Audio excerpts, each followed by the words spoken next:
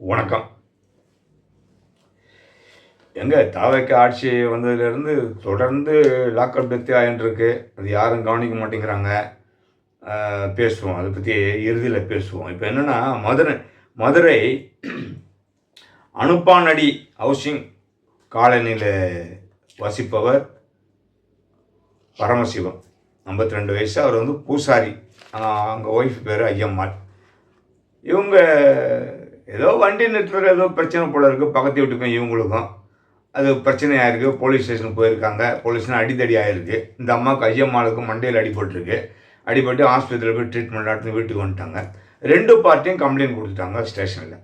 எப்போவுமே போலீஸ் ஸ்டேஷனில் ஒரு டாக்டிக்ஸ் வச்சுருப்பாங்க. பாதிக்கப்பட்டவங்க போய் ஒரு கம்ப்ளைண்ட் கொடுத்தாங்கன்னா அதை வாங்கிக்கின்னு எதிர் பார்ட்டிகிட்டையும் ஒரு கம்ப்ளைண்ட் வாங்கிடுவாங்க.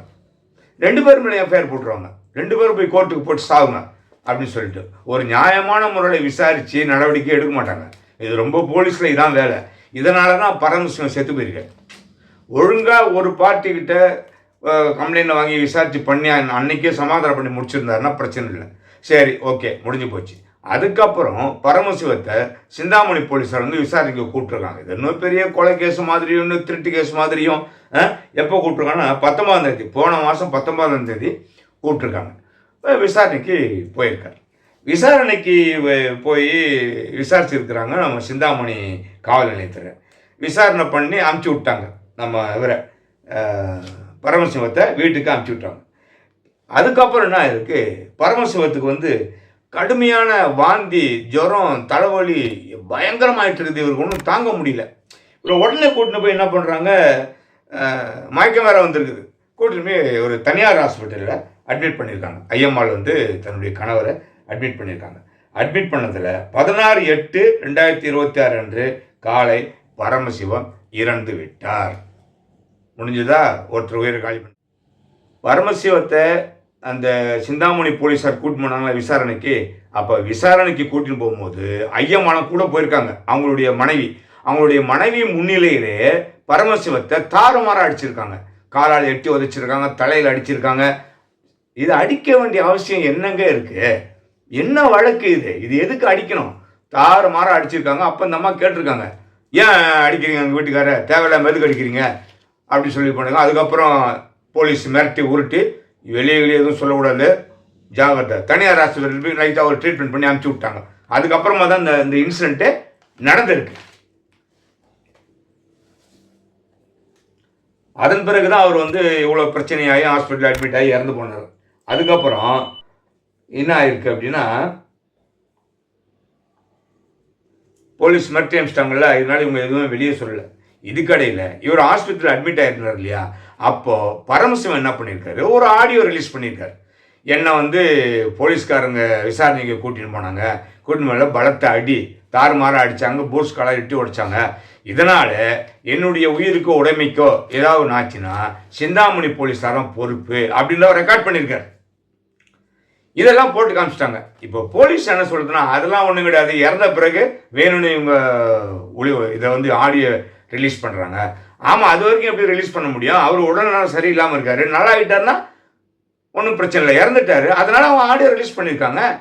அதில் நீங்கள் செஞ்ச தப்பு தானே, தப்பில் போலீஸ் மாட்டின்னு இருக்குல்ல. இப்போ போலீஸ்க்கு அது ஒரு பிரச்சனை ஆகி போச்சு.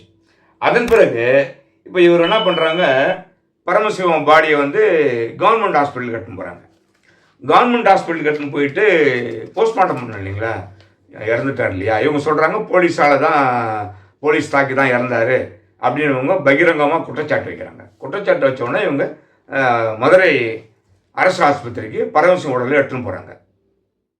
இப்போ போலீஸ் என்ன சொல்கிறாங்கன்னா, இல்லை பரமசிவத்துக்கு ஏகப்பட்ட நோய்கள் ஏற்கனவே இருந்திருக்கு, அவர் அதனால தான் இறந்தார், போலீஸ் தாக்கத்தில் இறங்கலை அப்படின்னு போலீஸ் சொல்கிறாங்க. சரி, அது ஒரு வகையில் இருக்கட்டும்.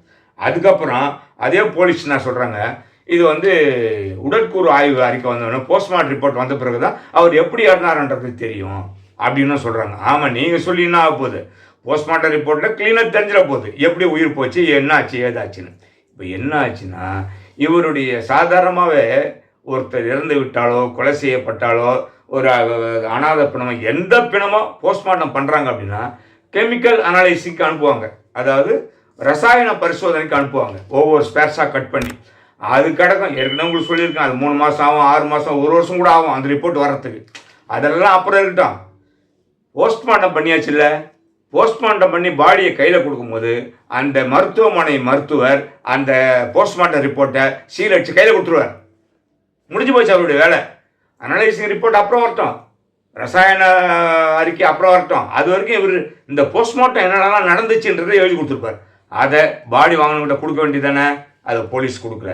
பரமசிவம் சார்பில் அந்த அம்மா ஐயம்மாள் கேட்டாங்களா இல்லையான்னு தெரியல, இல்லை ஒரு வக்கீலை வச்சாவது கேட்கணும். போஸ்ட்மார்ட்டம் ரிப்போர்ட்டை பார்த்தா தான் நமக்கு தெரியும்.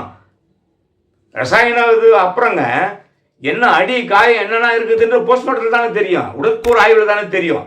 அதை ஏன் உங்கள் போஸ்ட்மார்ட்டம் ரிப்போர்ட்டை இவங்க வாங்கலை? வாங்கினாங்களா இல்லையா, போலீஸ் கொடுத்தாங்களா இல்லையான்னு தெரியலங்க. இப்போ என்னென்னா இவங்க சிஎம் செல்லு, அப்புறம் சிஎம்முக்கு, அப்புறம் தனிப்பிரிவுக்கு, அப்புறம் மாவட்ட கலெக்டர் எல்லாத்துக்கும் பிடிச்சு அனுப்பிச்சிட்டாங்க ஐயம்மாள். அதன் பிறகு இப்போ ஆர்டிஓ என்கொயரி. இப்போ போலீஸ் என்ன சொல்லுன்னா ஆர்டிஓ என்கொயரி நடக்குது, அதன் பிறகு தான் எல்லாமே தெரியும் அப்படின்னு ஆமாம் இனிமேல். ஏன்னா போலீஸ் மேலே ஒரு குற்றச்சாட்டு வந்தாலுமே ரெவன்யூ டிபார்ட்மெண்ட் தான் விசாரிக்கும். போலீஸ் டிபார்ட்மெண்ட்டை குற்றச்சாட்டு வந்தால் போலீஸ் வந்து விசாரிக்கிறதுக்கு அனுமதி கிடையாது, சட்டத்திலே இடம் கிடையாது. அந்த அளவுக்கு போலீஸுக்கு மரியாதை கிடையாது. போலீஸ் மேலே நம்பிக்கை இல்லாதனால தான் ஆர்டிஓ கிட்ட கொடுக்குறாங்க. இது வெள்ளக்காரங்காட்டில் போட்ட சட்டம் இது. இப்போ ஆர்டிஓ விசாரணை பண்ணுவார். அது போஸ்ட்மார்ட்டம் ரிப்போர்ட்டை நீங்கள் ஏன் கொடுக்கல பாதிக்கப்பட்டவங்கிட்ட? அதாவது கும்பல் கூட்டி குய்யோ முறைன்னு கட்டி சாலை மறியல் அது இது எதாவது பண்ணால் உடனே போஸ்ட்மார்ட்டம் ரிப்போர்ட்டை கையில் கொடுத்துருவாங்க, பாடியோடு சேர்த்து கொடுத்துருவாங்க. நல்லா பாருங்கள் நீங்கள், இந்த அருணாச்சலம் கேஸில் இதே கொடுக்கல, போஸ்ட்மார்ட்டம் ரிப்போர்ட்டை கொடுக்கல. அப்புறம் இந்த சபரிநாதனா அவருக்கு போஸ்ட்மார்ட்டம் ரிப்போர்ட் கொடுத்துட்டாங்க, ஒரே பிரச்சனை பண்ணவன. ஆக பிரச்சனை பண்ணி ஏதாவது கலவரம் பண்ணாதான் போஸ்ட்மார்ட்டம் ரிப்போர்ட் நம்மகிட்ட கொடுக்கும் போலீஸு, இல்லைன்னா கொடுக்காது. ஆனால் கொடுக்க வேண்டியது அவங்களுடைய கடமை, கேட்க வேண்டியது நம்முடைய உரிமை.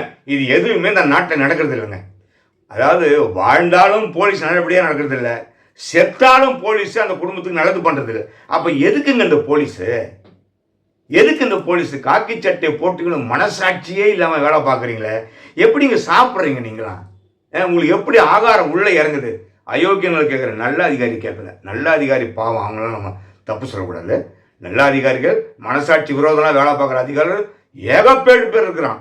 4-5 நாதாரிங்களால் தான் போலீஸ் பேரே கெட்டு பேர் ஆகுது. நீ முறையாக என்ன பண்ணிடணும், போஸ்ட்மார்ட்டம் பண்ணி பாடியை கொடுத்த உடனே ரிப்போர்ட்டை கொடுத்துடணும். இப்போ என்ன தெரியுமா, போலீஸுக்கு பாடியை வாங்கிட்டாங்க, முதற்கட்ட போலீஸ் வெற்றி. அதுக்கடுத்து பாடியை புதைச்சாங்களா எரிச்சாங்களான்னு தெரியல, குடிக்கல போயிட்டாங்கன்னா 2வது வெற்றி அவங்களுக்கு.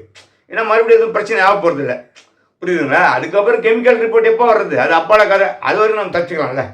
ஆக போஸ்ட்மார்ட்டம் ரிப்போர்ட்டில் என்ன சொல்லியிருக்காங்கன்றது தெரியல. இது போன்று தொடர்ந்து காவல்துறையினர்கள் அத்துமீறல் நடந்துங்கன்னே இருக்குது. இது மாநில அளவில் இருக்கிற டிஜிபி அவர் காதில் கேட்கலையே, இதெல்லாம் ஏடிஜிபின்னு ஒருத்தருக்காரு, அவர் கண்ணில் தெரியலையாது. அந்த ஏரியா மண்டல அதாவது ஐஜி இருக்காரு, அவங்களும் போய் பார்க்க மாட்டாங்க, அவங்கள விசாரிக்க மாட்டாங்களா? தொடர்ந்து இது போன்ற லாக்அப் டெத்து நடந்துங்கன்னே இருக்கு. இதெல்லாம் டிஜிபி கவனம் செலுத்தணும். நீங்கள் ஆளுங்கட்சிக்கு பூஜா தூக்கிக்கின்னு வெண்சாமரம் விஷயங்கள்லாம் இருக்கக்கூடாது, புரியுதுங்களா? சட்டப்படி மக்களுக்கு நடவடிக்கை எடுக்கணும். நீங்கள் போலீஸ் லஞ்சம் வேணா புகார் பண்ணுங்க, போலீஸ் லஞ்சம் வேணா இந்த நம்பரை கொடுங்க. இதெல்லாம் நடக்கிற கதை கிடையாது.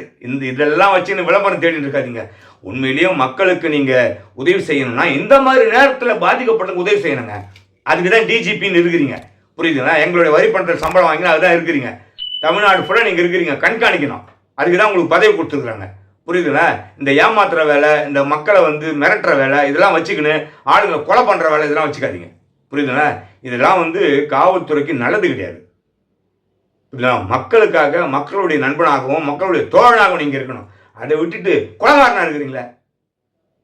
மீண்டும் இன்னொரு காணொலி காட்சியில் உங்களை சந்திக்கின்றேன். நன்றி, வணக்கம்.